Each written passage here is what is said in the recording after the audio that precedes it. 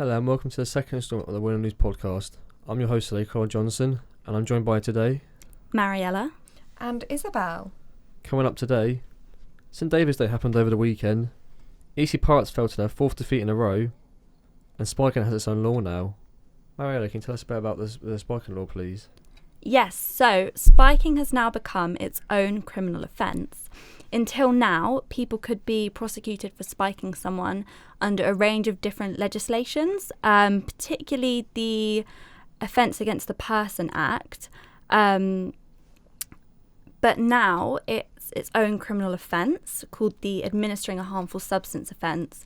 And the government's intention for this was to modernise it and make it more specific, and with a big motivation of encouraging more people to report spiking incidents, which appear to be significantly underreported. Mm-hmm. So by making it its own legislation and its own criminal offence, does that make the reporting process any easier?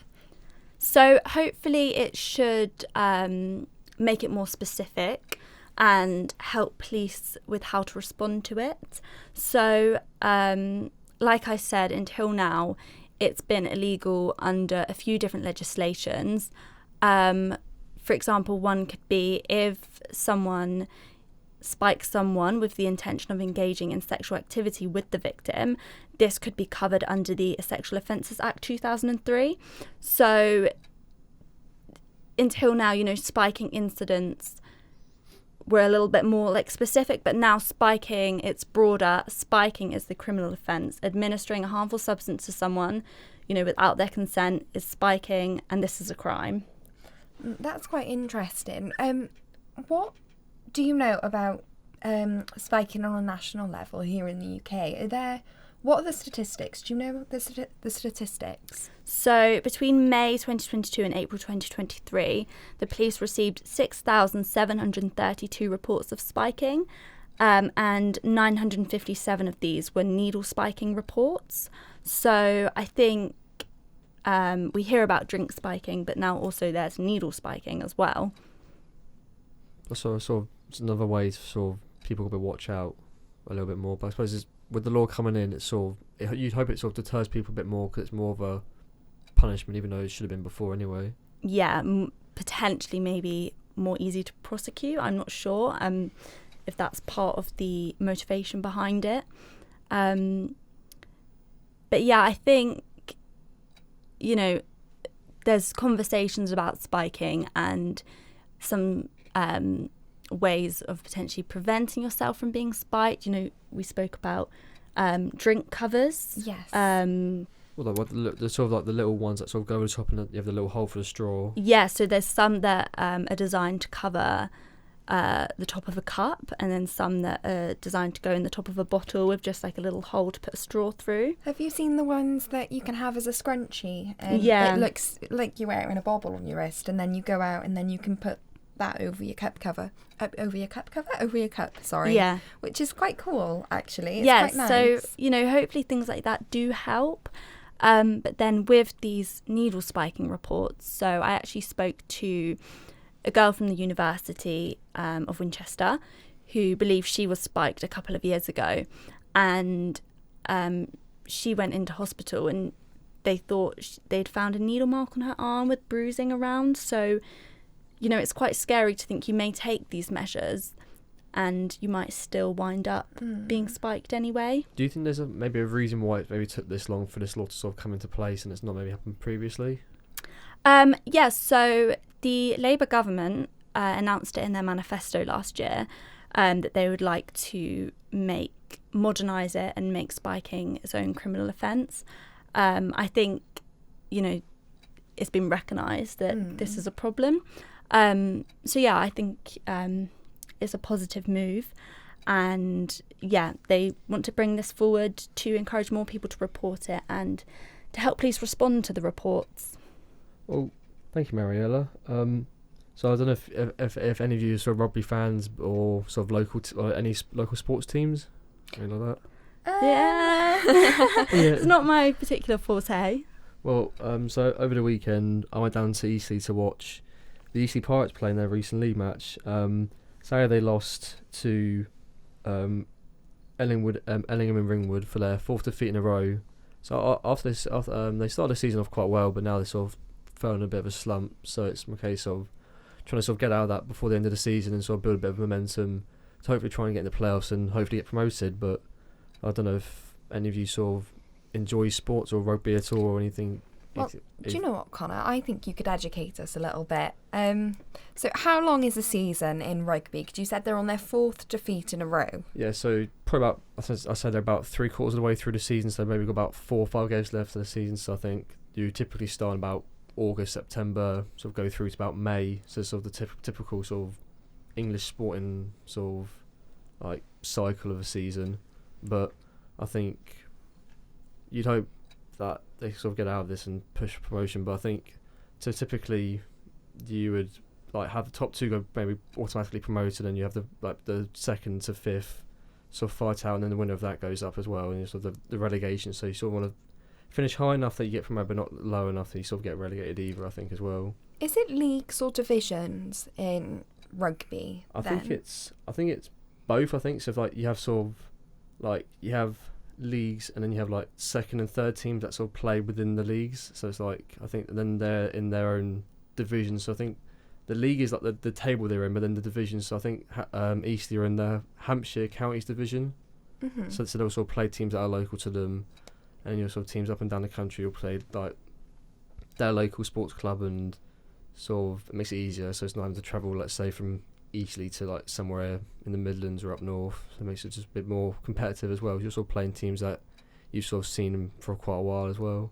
And you said this is Eastleigh's 4th loss in a row, right? Yeah. And with how long is left of the season, do you know how the players are sort of feeling? Are they feeling like it could get turned around, or? Well, so they've got three games left of the season. They've got 2 away games, but you're sort of hoping that maybe if they can win that 3 and results go their way with the teams above them, that they can maybe sneak into the playoffs, or even better if all the teams above them lose their last games, and they can sort of maybe still go for the title. But it's a bit of a push now considering they're sort of in this slump of form, but hopefully they can sort of push on, and sort of if they can maybe win their last 3 but might not be enough, they can sort of build as like a little stepping block for the start of the next season. So I know you said they're in a slump, but is there a player that has played exceptionally well that springs to mind from this season? I think as a team they played quite well, but I think it's more a case of let's say individual errors.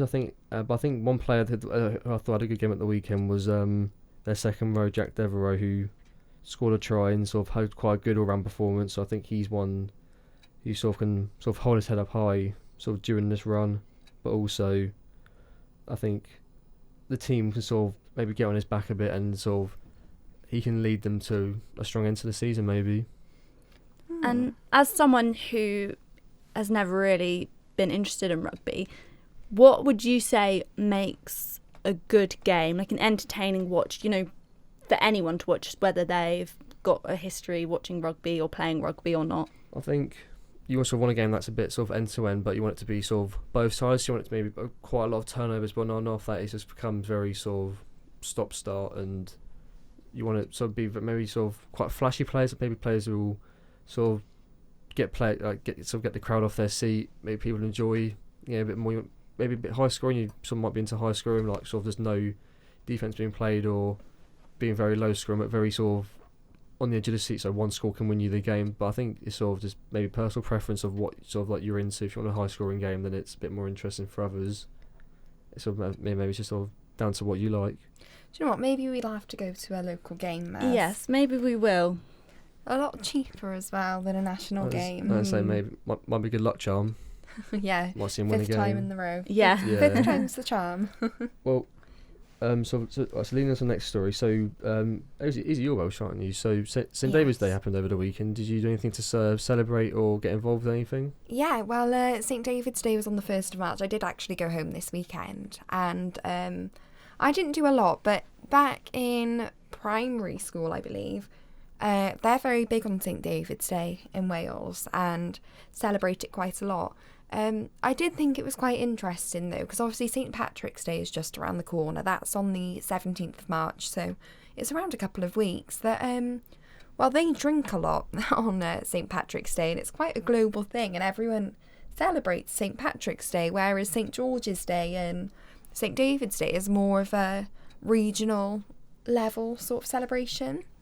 So I did some digging, and I found out that St Patrick's Day is about drinking-ish because St Patrick, the patron saint of Ireland, was, he passed away during Lent.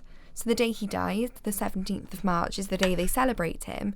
And as it was right in the middle of Lent, everybody took the day off Lent and got rid of those strict rules and indulged in food and drinks and lots of alcohol. So, yeah, that's quite interesting. Well, apparently St Patrick's Day is celebrated in more countries than any other national festival, so it's quite sort of widely celebrated anywhere in the world. Yeah, I mean, big in America. Very big in America. Yeah, everyone puts on their brightest green T-shirts and dresses. Goes to the Float Festival and floods the streets. It is mental, and I just found it really interesting. There's quite a lot of controversy as well over why St David's Day and St George's Day have nothing like that sort of involved, and it's just because of Lent. What does celebrating St David's Day look like in Wales? Lots of parades and similar festivals, just not quite on as big of a scale. I think every St David's Day they hold this big parade in Cardiff, which is the capital city of Wales, obviously, and they hold this big festival parade thing right in the town centre. And then lots of other villages and stuff also do stuff like that. I thought it'd be quite fun actually to teach you both how to say Happy St David's Day in Welsh. Sounds fun. Okay. What do you think? My Welsh is a little bit rusty, but Dydd Gwyl Dewi Hapus. Could you repeat that? So, Dydd Dydd Gwyl Gwyl Dewi Dewi Hapus. Hapas. Hapus. Hapas. Hapus. Like tapas, but No, the Hapus with a U at the end. Hapas. Hapus. There we go. Hapus. There we go. Dydd Gwyl Dewi Hapus. Dydd Doyle Gale Hapas. Dydd Gwyl Dewi Hapus. Oh, Connor's got it. Dydd Goyle Dewi Hapas. Well done. Dydd Gwyl Dewi Hapus. Do you want to know how to say anything else in Welsh? How do we say thank you for listening? Ooh. Diolch is thank you. Deal. Diolch yn fawr iawn. Thank you very much. I actually can't remember what listening That'll is. do. Yeah, diolch yn fawr iawn, pawb. For watching. Listening. I know what watching is, but there's no one watching because it's just audio. Diolch yn fawr iawn, gwylio, pawb. Thank you for watching, everyone. Thank you very much, and we'll see you next week for next installment of Win or News. Thank you. Thank you very much. Thanks. Hwyl fawr. That's goodbye. Hwyl fawr. Hwyl fawr. Hwyl fawr. Close enough.